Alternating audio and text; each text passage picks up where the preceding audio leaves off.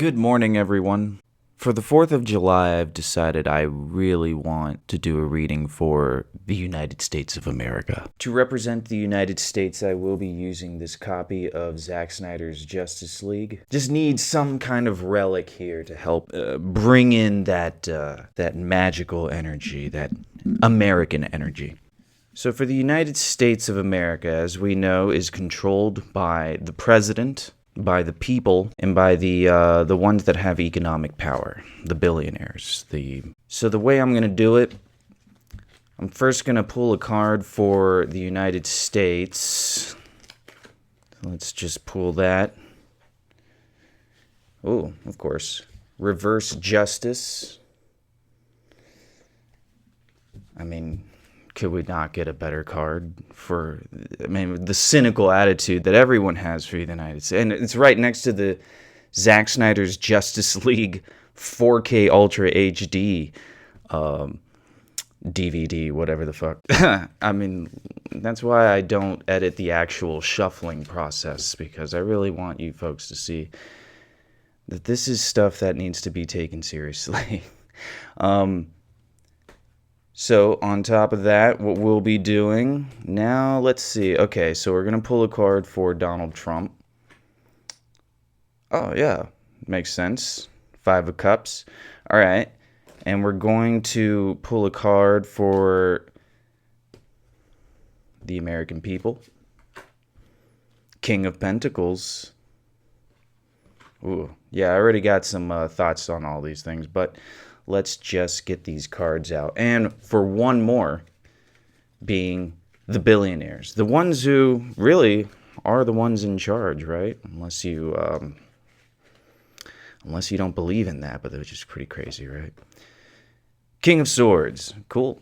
All right, I guess, the summary part is that I think, the people need to take charge. But let's break it down, right? We got reverse justice card for our government, or for the United States of America. Not the government, but the United States of America, which includes the government. And many can say that the government is what decides a lot of things, or what represents the country, right? When you think of a nation, you think of the fact that it has a government. But I'm just going to say, for the United States of America, drawing this inverse justice card, to me, kind of says what a lot of us would probably be thinking when we think the United States of America. That there is a perceived moral of justice. It's out of our grasp, I would say. I don't think the United States of America truly represents justice. I think there is, really, it's kind of weird that I just pulled this out of my fucking closet and used this to because I don't have an American flag. I know, right? I couldn't find one. So I got to work on that, because I am an American and I need to represent my beautiful country. The United States of America in Zack Snyder's Justice League, or the way we can see that, is kind of like this very dark, warped, cynical perspective on what it means to represent justice by using strength, by using violence. And that is what our country does, right? That is kind of what has made our country really popular around the world for the past few decades, is violence, regime change. This is something that is just history for the United States. We go into other countries, we assassinate leaders, we take down entire governments, and we kill a lot of people in the process. All for the sake of justice. It's a warped, fucked up way of looking at justice. So let's move on to Donald Trump, the person who is the head of the country right now. The 5 of Cups. The card that, what's going on in your past that is fucking with you, right? What's fucking with you right now? What did you do? It's a guilt card. That's what I would kind of call it. The 5 of Cups is the guilt card. And this isn't the first time. The last time I did a reading, it was for Israel and Iran. And of course, I did one reading for Donald Trump. And what was the one card that came up? Reverse 5 of Cups. I believe that was the case. Now he's getting a 5 of Cups when I ask for this. To me, this means something. If Donald Trump is getting 5 of Cups twice, the only 2 times I've pulled a card for Donald Trump, 5 of Cups. I would say it's not good that he's our leader only because this man is driven by the mistakes of his past. I mean, it's the reason why he will not abandon Israel. They have something on him. That was my conclusion. I do believe that. And I drew that card before he decided to bomb Iran. So my perspective was, oh, he's going to support Israel no matter what. I mean, he's going to go to war with Iran if he has to because they have something on him. That was my perspective. Now I'm just seeing the United States is ran by a guilty man. Is it something that fucks with his head? Because that's how I would typically perceive it, Five of Cups in a reading, is that it's something that's fucking with your head. I'm not too sure though. It could just be that he's a guilty man in general. And that's how we should look at him. I mean, it would be so obvious, right?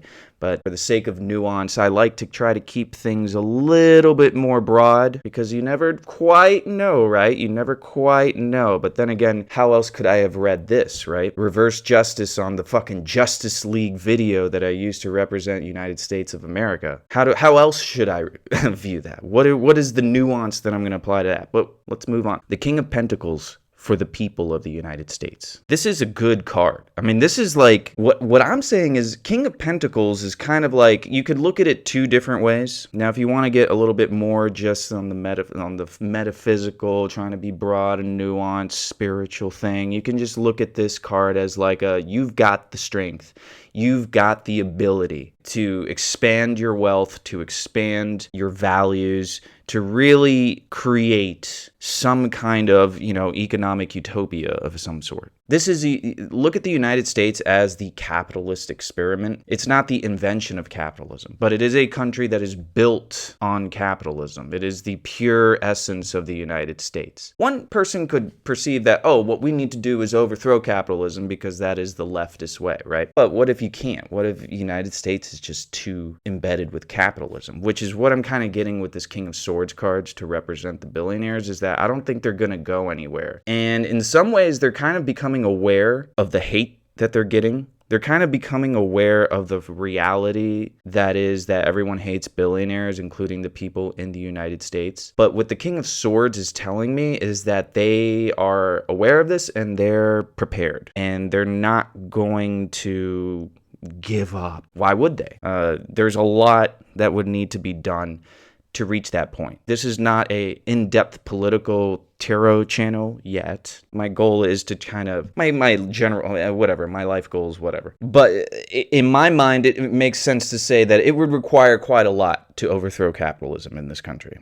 There's various routes to do it, but regardless of the route that you choose, be it violence or legal or democratic or whatever, it would take a lot. Now, if you decide, no, the dollar we're still going to have, we're just going to get rid of the billionaires, and that's a lot of taxation, which means we have to overthrow lobbying, right? There's a lot of work that we need, but it seems that King of Pentacles versus King of Swords here, which is interesting that the billionaires have the King of Swords and the people have the King of Pentacles. In one way, I mean, there's just so many different ways to look at this, right? What does Marx tell us about labor? I mean, labor is everything, right? What do the people up top depend on? They depend on the labor. The labor will lead to your material growth. And that's possibly what the billionaires are coming to better understand over time, is that they need the people. They need the people to be happy. They need the people to not want to overthrow things. A Marxist revolution, right? Some kind of Marxist-Leninist revolution. It's kind of like out of our grasp in some ways. There's a school of thought within Marxist-Leninism called Third Worldism, which kind of says that, the Third World is filled with potential for revolution, but United States, that's quite an uphill battle. The people, the labor, are the ones who lead to material growth in this country, wealth growth. Everything that, what Reaganomics taught us is that this is where all the wealth comes from, the billionaires, but that's not the truth. The truth is that the people lead to all the wealth. There's just a few people who get that wealth at the end of the transaction, at the end of the legal money work, right? When you do your taxes at the end of the day, all this money that you don't have in your hand is being calculated and determined by the government to decide who rightfully has this money. These cards really are coming into like unison here. I want to do maybe I want to pull some cards for these two, the King of Pentacles and the King of Swords? Is there potential for unity here? I mean, can the people actually unite with the billionaires? I mean, or can the billionaires successfully get the people on their side in a way that would actually be like a symbiotic relationship? Or would it be enslavement? Would we be enslaved even further? Is that what the billionaires are planning? What's going on here? Okay, yeah, I mean, it's interesting that I pull Wheel of Fortune not for one, not for the other. I pulled it for the two of them. Both of these guys greatly determine the fate of each other. Is it equal? Is there equality among them? Who has more power, if there's any? Or what do they need to do in order to get an upper hand over the other? Oh man, I'm probably asking too many questions. All right, so let's try to focus here. Can they be equal? Is there equality? And if not, who has more power here? Or who is leading down a path to dominate the other, if that is the case? We'll pull a card for the billionaires. And we'll pull a card for the people.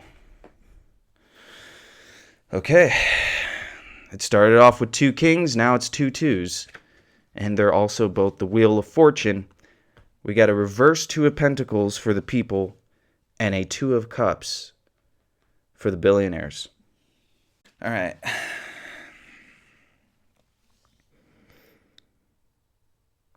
Before I do an official reading for what this, I'm going to ask for another clarification card on this one first. Is this an insight into what is happening, or is this a recommendation as to how to successfully make it to the top? Because either way, I have some thoughts.